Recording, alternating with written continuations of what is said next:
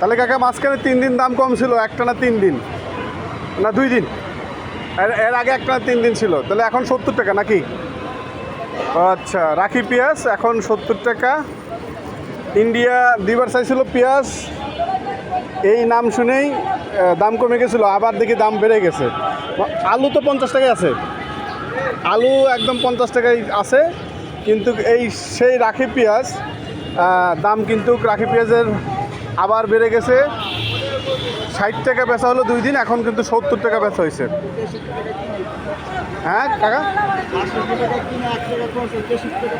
আচ্ছা ওনারা 63 টাকা পড়ে গেছে, আর 60 টাকা কেজিতে লাভ করে, এখন খরচা আরও আছে। টোটাল 1 কেজি মালে উনি 5 টাকা লাভ হয়েছে মনে করছে। তো কাকা অনেক সুন্দর, একদম সুন্নতির দাঁড়িয়েওয়ালা মানুষ, ব্যবসা হালাল, ব্যবসা করে খাচ্ছে।